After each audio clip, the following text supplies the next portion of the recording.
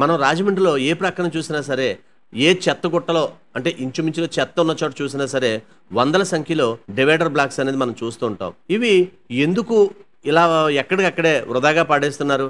వీటిని ఉపయోగిస్తే రాజమండ్రిలో ఫ్రీ లెఫ్ట్ రావడం లేదు.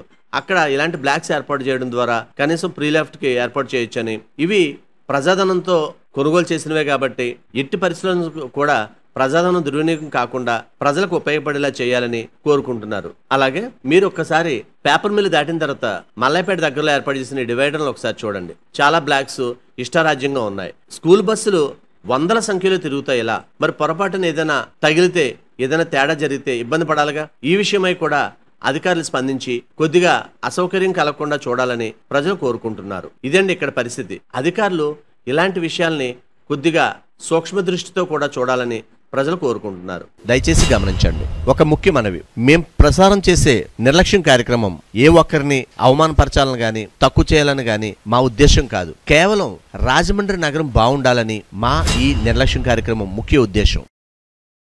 ఇలాంటి చాలా ఉన్నాయి, ఇంకా దాచాం కుప్పలు కుప్పలుగా.